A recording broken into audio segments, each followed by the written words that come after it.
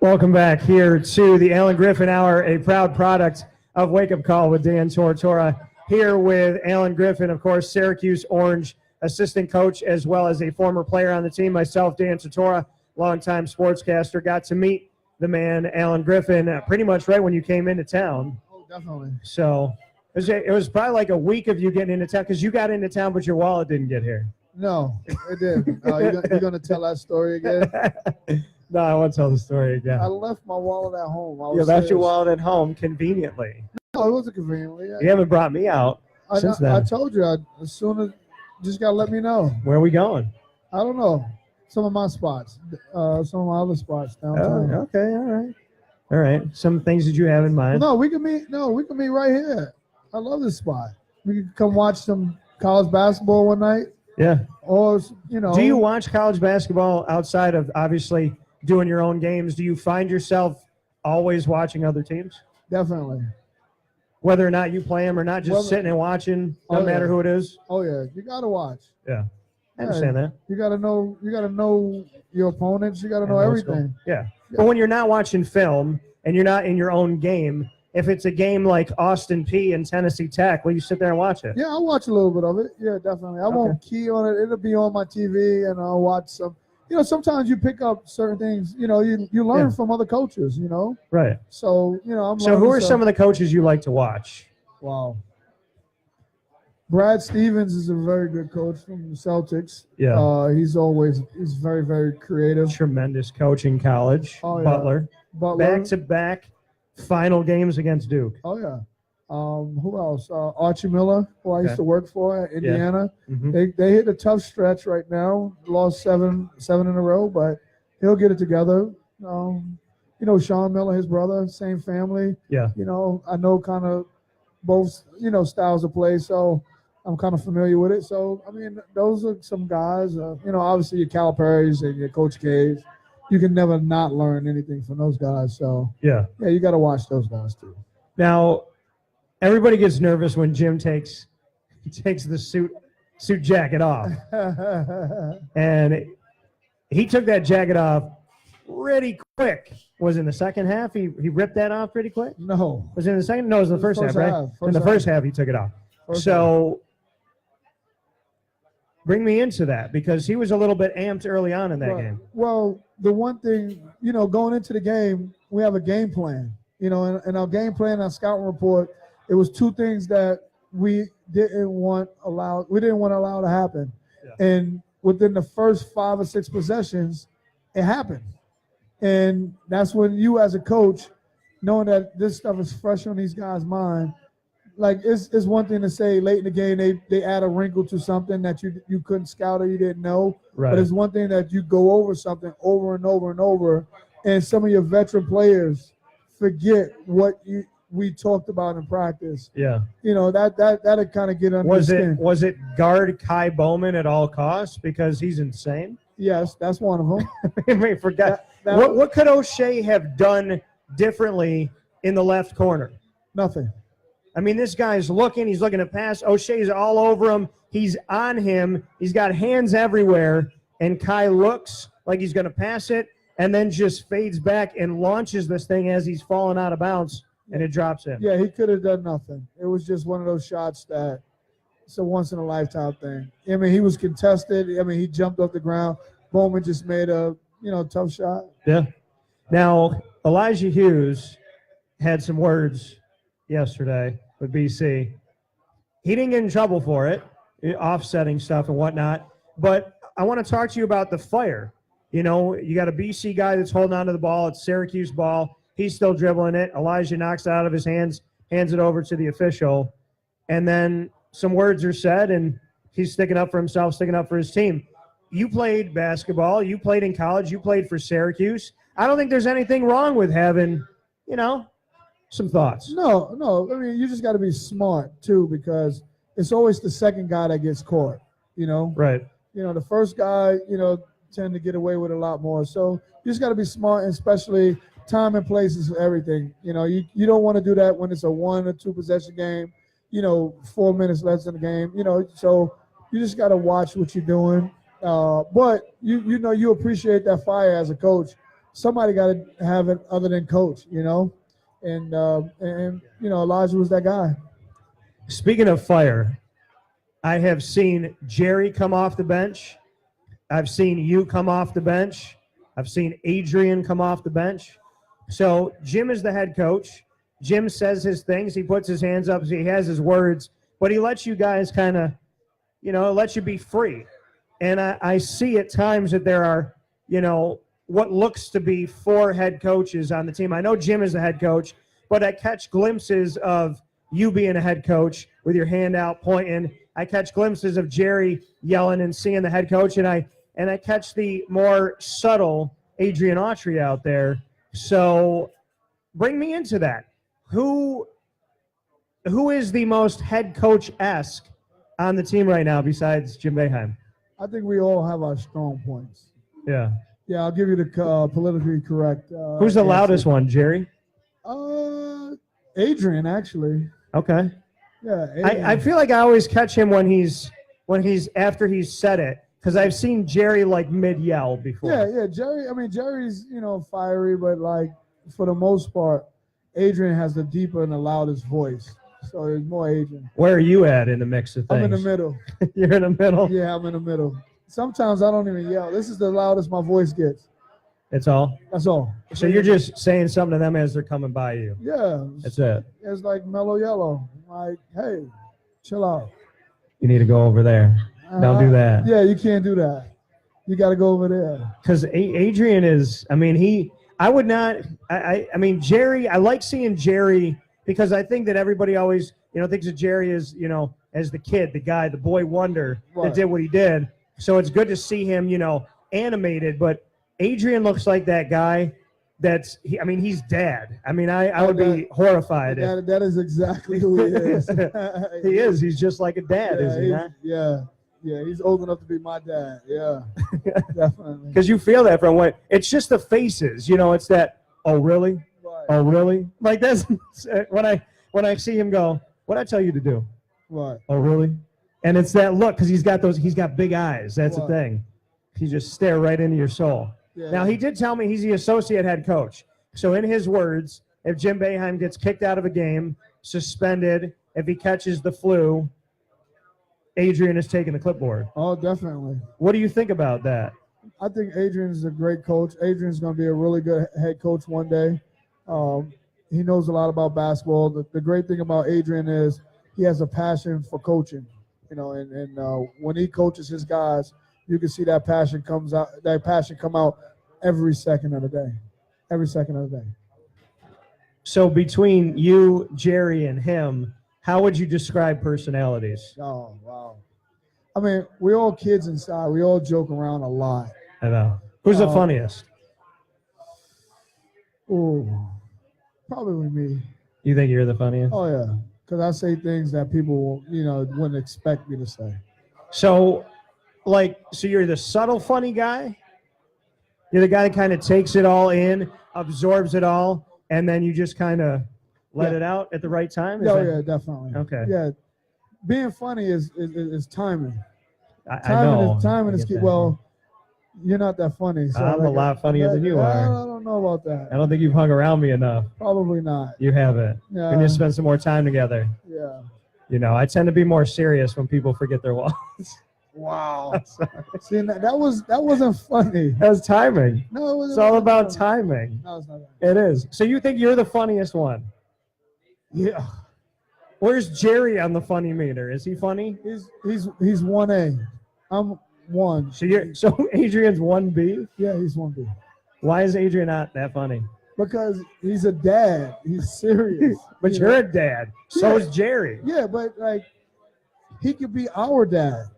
Right. Yeah, he's that old. I feel that. He always looks so well kept though. Like the hair's got like a perfect line. He's always cleanly shaven. He's just shiny all the time. He got the glow. Where did that come from? He's red. That's why they call him red. He's just got the glow all the time. Yeah, he got a red glow to him. What would he think about you talking about him like this right now? I hope he hears it, to be honest with you. You hope that he hears you say all this. Oh, yeah. That he's got the red glow. He got the red glow. So personalities, describe the personalities. What would you say? Do you last? Because I know that, you love Allen Griffin a lot. I love Allen. We got that. We get you lot. the funniest guy, most charismatic, best dressed. I don't know about best dressed. I give that to Coach Q. Nobody gets that on the. No, Q gets it. Yeah, maybe. You seen the vest that Q wears? Yeah, he's got a different pair of glasses for every day. Yeah, Q makes a lot more money than me too. So yeah. But Q's pricey, man. Yeah, he is very pricey. Oh. Yeah, I don't think you could afford Q. No, we can't. No, you can't roll with Q. That's where you would need a checking and a savings like Kevin Hart. You don't think it's going to go through? No, that would be Q. No question about that. Because Q's he's got it like that. Yeah, definitely. So describe personalities. Let's start with Jerry. Jerry is more of a, he can be serious when he wants to, but he's a smart, very charismatic. Jerry can be charismatic and fiery. The one word I can say is fiery. He's a very intense personality. Can anybody say no to Jerry? Because I feel like if he went in on a recruiting visit, he's just such a nice guy that I don't know how any mom or dad or grandma I don't know how people can say no to the guy who they wanted to be mayor of Scranton. I don't know how you say no to that. Yeah, I don't know why they say no neither. I mean, he gets yeses. He gets some yeses and he gets some no's too. That's the business that we're in. It is. I get a lot of. In this business, at the end of the day, you get more no's than yeses. I think in my business, your business, any business, when you are doing something that very few people, when the 1%ers that we are doing what we're doing, everybody can comment on, I can broadcast, I know all the information, I can remember the stats. Anybody can coach better than you in their mind. But when you put them right here and to do an hour show, or you put them on the bench to coach for 40 minutes, they can't do it. No. It's very hard to do. That's why I'm special.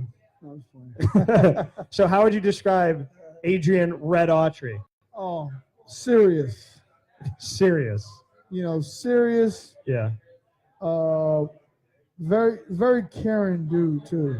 Yeah. Very caring. He's a very caring person. Yeah, very caring and do anything for anybody. Always there for you, giving you advice. One of my best friends in the business. How would you describe yourself, Allen Griffin? Wow. Self-centered, narcissistic. I wish I could curse on here because I'll turn myself into a really bad. So you think you're self-centered and narcissistic? No, that's joking. But kidding. I got a little bit of similar personalities to Adrian. Yeah. I'm a caring guy. I could see that. I care about the guys. Very helpful. Want the best for everybody. So yeah, true team player.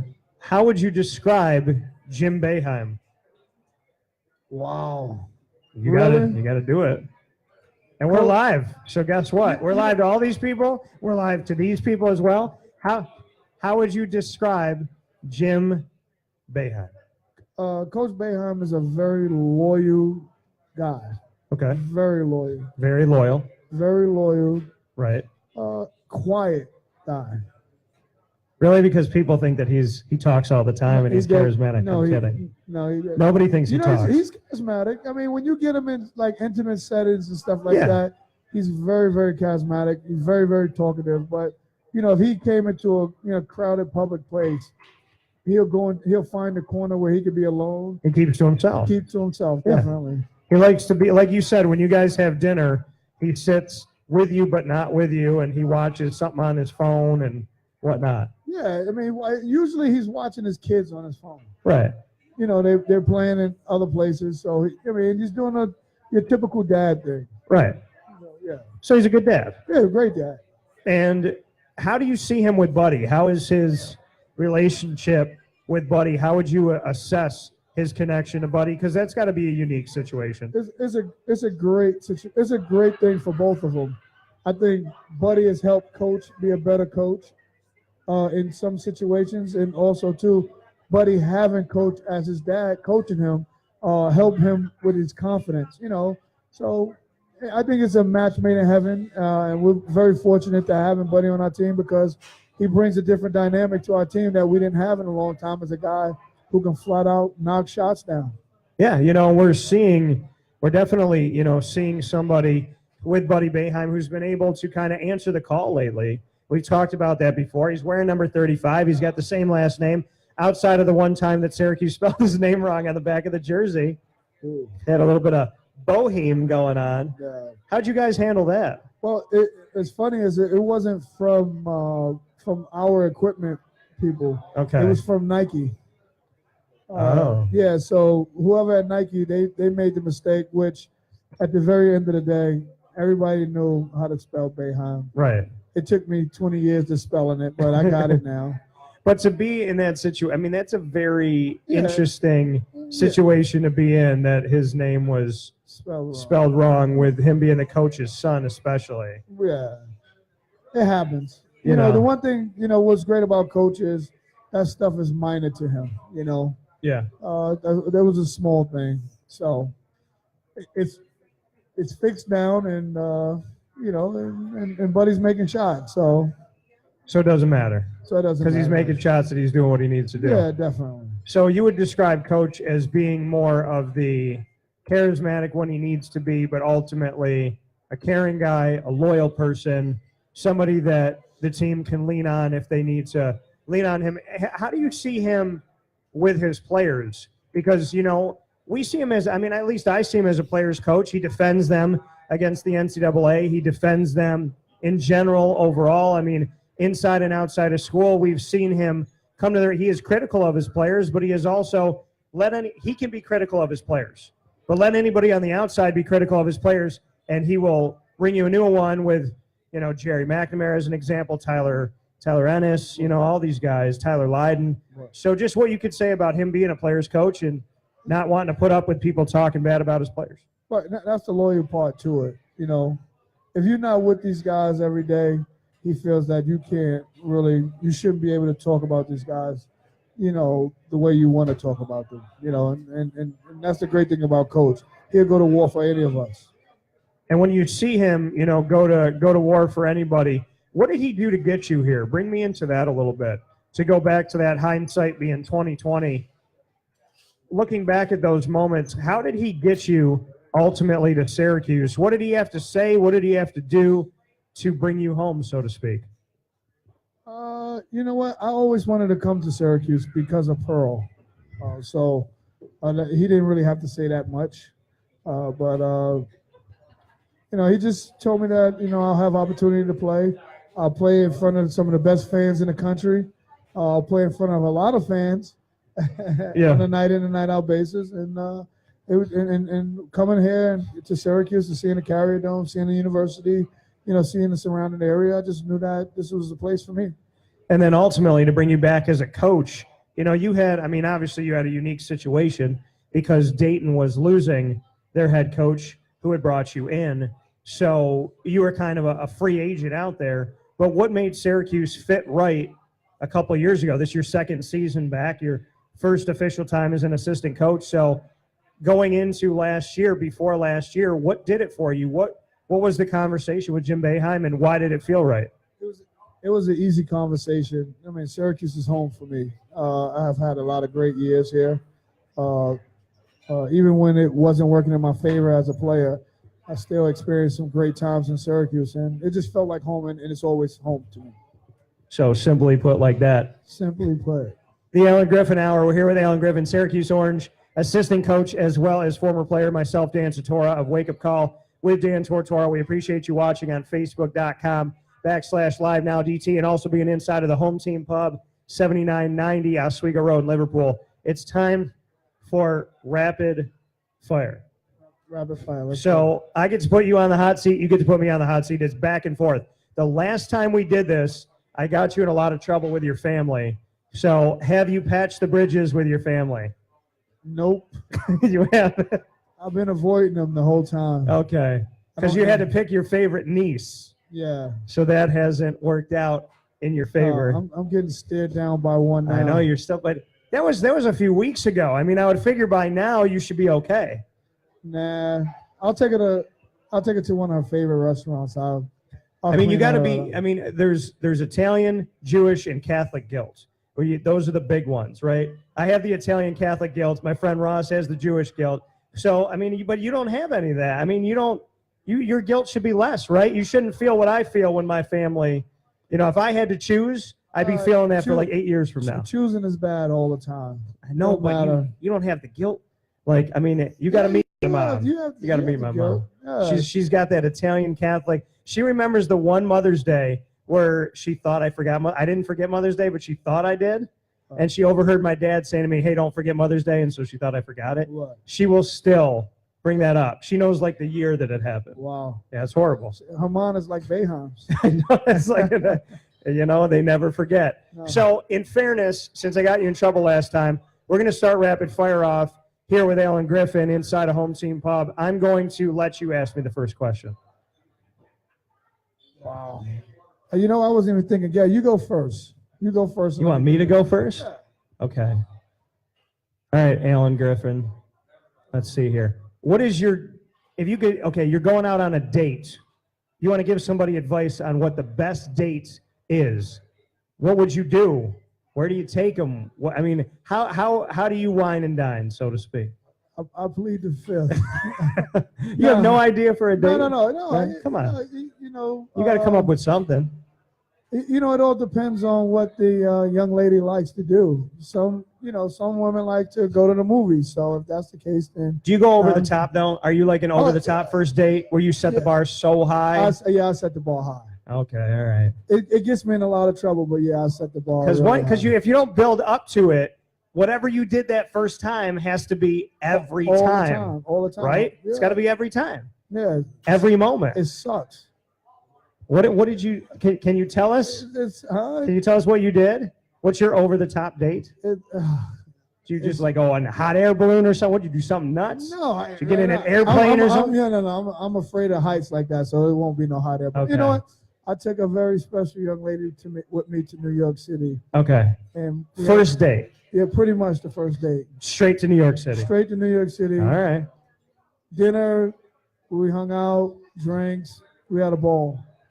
You just go to New York City. Just went to New York City. Yeah. Wow. All right. So you set the bar really high. So what was date number two? Mickey D's? What was date number two? Tully's. Wow. That's blasphemy in here. Yeah, no, it's a joke. That's a joke. But yeah, no, I know. I don't even remember. You know what? Big date number two was Vegas. Date number two was Vegas? Pretty much. Oh, my good Lord Jesus. That's like, okay. I thought I've done some things. I didn't take anybody to Vegas in date number two. Well, it happens. I didn't do that. It happened. All right. What's your question for me? Wow. Damn. I thought I was the hopeless romantic doing all types of crazy stuff. No. Whatever. I don't have money like Allen Griffin. No. I'm still paying for it now, so don't worry about it. Yeah, you had to take out a loan. It's okay. Yeah, it's all right. Definitely. What do you got for me? Wow. Okay. All right. You're on your first date, and you have a young lady get into the car. Yeah. What is the song that you're putting on your radio? God, what is the song I'm going to put on my radio? I will tell you this. And this is kind of funny, though, because she's my ex-wife now. But when she got into the car one time, she thought I was going to ask her to marry me. I picked her up from work, and I had, and this is like it's ridiculous to me. I was like, why would you think that? But I guess she was like starting to expect it. So I had gone to Moe's, and I had like chips in a Moe's bag, and I handed her the Moe's bag, and there was some like song about I want to spend the rest of my life with you on the radio, but I wasn't paying attention. So she heard the song. She said I looked at her a certain way. She thought her ring was in the Moe's bag. And I go, what type of horrible person do you think I would be? Like, I proposed in Myrtle Beach, South Carolina. Oh, nice. So I did it up big for the proposal. Yeah, I did that nice. Family was around. That's awesome. Beautiful weather. That's awesome. So what song would I play in my car? Probably something that I like, you know. I've grown to like country, but I'll listen to anything. Hip-hop, country, R&B.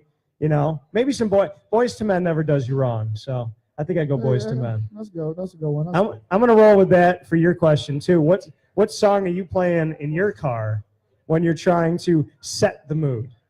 ESPN radio.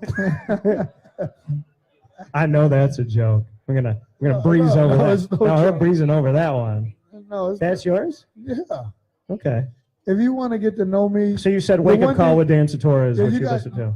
Yeah, basically. The Wake Up Call with Dan, and then we go to ESPN radio. Yeah. I was on ESPN in 3 states, so I can deal with that. I liked my time there. Yeah. I was with them here, Scranton, Orlando. That's okay. Okay, nice. So you play ESPN. Yeah. All right. What's your question for me?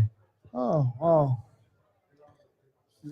You got to reel them off here. It's rapid fire. I know. So you got to throw whatever you got at me. All right. So we started it off. See, we started off like the first day. We went hot. So when you go home, what's the first thing you're doing when you step foot in your apartment or your house? Excuse me. When I go home, I am letting my dog out. Okay.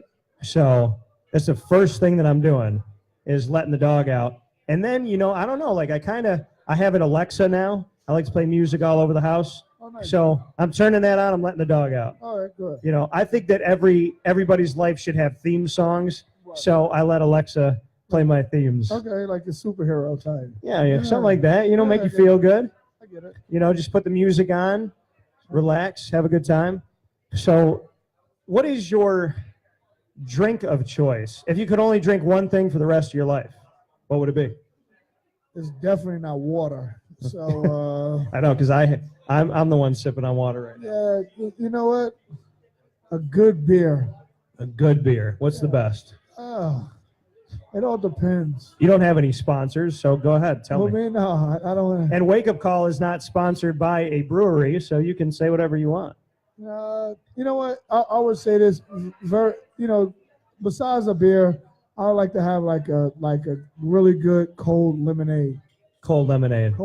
Okay. Yeah. Shout out to Ryan Blackwell. Snackwell is watching you right now. Is he? He is. Tell Black I said, where is he? So what is the better nickname, Milk Dud or Snackwell? We talked about that a little bit. I don't know why you would dislike Milk Dud, because it's an awesome candy that's, just gone through the sands of time. I think Snackwell is more of a knock than Milk Dud. Yeah. I mean, Milk Dud is great. Yeah. I just don't like it. you just don't like it. How long has Ryan called you that? For like 2 years now. Oh, okay. I got a question for you. What do you got? What's your favorite candy of choice? My favorite candy of choice. Damn. We talking about chocolate or like other candy? Candy. Anything. Period. Candy, period. Very broad. I don't know, man. Probably Sour Patch Kids or Sour Patch Watermelon. I like sweet and sour. Nice. Something like that. Yeah, and nobody likes lime, so I just take everybody's lime Sour Patch Kids. I just take them all. What's your favorite candy? Ooh. Ryan's sitting there going, please say Milk Dud, please say Milk Dud. No, the milk does, the caramel gets stuck in my teeth. Right, it always gets it makes you feel like you never get it out. No. It's there like 3 days later. It's all right, though. What's your favorite? Wow. Chocolate-covered almonds. All right, chocolate-covered almonds. Huh. All right, I can roll with that. What's your question for me? We're going to give each other 4 more, and we'll round. 4 more, we're going to round it out. 4 more. You are on the hot seat. I'm going to milk it. I got one more. You got 4 more. Come on, 1 more. You got 4 more. I can't do 4 more. No, you're on the hot seat now. I think I actually have favorite. What is your favorite drink of choice? My favorite drink of choice. I really like Body Armor. I like strawberry banana Body Armor. You drink that all the time. It's healthy. It's a smoothie it's not a smoothie. It tastes like a smoothie, but it's not thick. So I would say that, or a good milkshake. There's a chocolate peppermint milkshake from Chick-fil-A that I love. So I would say that. All right, so you got 3 left. I got 1 for you. Let me think what I got for you. If you and I are going for a guy's weekend, you and me, anywhere in the world, where are you going to take me? What are we going to do? We're both laid back, similar likes and dislikes. Where are we going? What are we doing? I would say, it's 2 places. Either Vegas or New York Okay. for a dude's trip. All right. But I would say for us, two cool, laid-back dudes, Where we going? California. We're going to go to California. California. All right. I've never been to California. Yeah. Where are we going in California? I would say L.A. All right. L.A. Yeah, L.A. What are we going to do in LA? We're going to drive up the Pacific Coast Highway and stop at Nobu, have dinner at Nobu, All right. just have a good time. And we gotta, Malibu. It's all in Malibu. we gotta Just hang rent out in some like Malibu. nice car too. Yeah, convertible. We gotta have a definitely. convertible. I'm Definitely. picturing like a white convertible, black interior, something nice. Yeah, and drive fast so I can feel the wind blow through my. Yeah, me too. Me too. So, what's your next one for me? You got a trio left. What do you got for me? Put me on the hot seat, man. What's your favorite car of all time? My favorite car of all time. I would probably say a Jaguar. A Jaguar or a Mustang. There's some old Mustangs. My uncle, my Papa Joe, he collects cars. He's got a Prairie Bronze Mustang. It's insane. Oh, nice. So I actually did a live show from inside of the Mustang. I don't even think Jay Leno has done that. We did a show live inside of the Mustang. It was like the coolest thing in the world because they're like really, really big, probably bigger than some studios that I've been in. So it was a nice Mustang. My third to last one for you, Allen Griffin, is how about this? I don't know this. What is your middle name? Lamar. Lamar. Yeah. Okay. If you could kind of piggybacking off of that, if you could change your name, would you change it? What would you change it to? Would I change Allen or Lamar? Will you change either one? Yeah, I would change my. I don't like Allen. You don't like Allen? No, All right. What would you change it to? I don't know. I look like a Bobby or something like that. Bobby Griffin? Yeah. Peter Griffin? Yeah, not Bobby G. Bobby G. Bobby G. All right. See, I like Bobby G. I like it. that. All right. What do you got for me? You got two more. What do you What got? is your middle name? Michael. Oh, nice. So I am named after a saint, Saint Daniel. I'm named after an archangel, Michael. My confirmation name is a martyr in Justin, and my last name, Tortora, is the sign of the dove, which stands for love. So I was told that I'm going straight to heaven because I covered all my bases. I had like the best pickup line in the world. My last name is the dove that symbolizes love, and nobody told me that until like I was finishing up high school. I missed all those years. That actually sounds like a rap. What, dove the sign of love? Yeah. Tortora? Yeah. I love it. All right, what's my question for you here?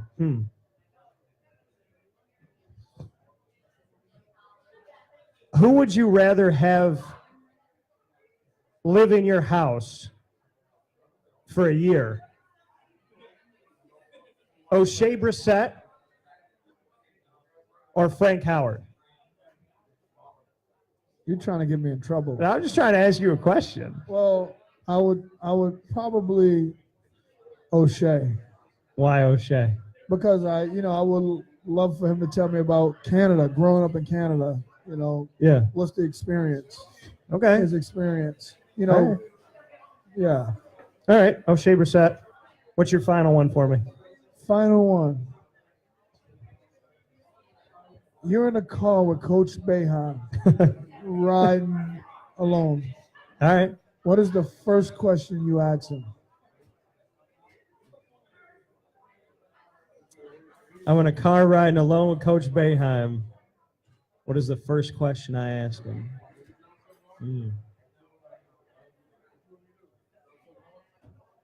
Do you really like Coach K? That's a good one. I would ask him that. No, I would honestly, I don't know, I would probably ask him when he took over for Roy Danforth, did he ever think that this was going to be a forever thing? I would ask him that. That's a good one. Yeah, probably, I'd want to know his favorite song. I want to know the movies he watches. I want to joke around with him a lot. I want to laugh with him a little bit, have some fun with him. show him that I'm a lot more comedic than his assistant coach, Bobby Griffin. So my final question for you, Allen, is if you and I were in a room and nobody could hear us, nothing was recorded, nobody would see it or ever know it, what's the first thing you would ask me?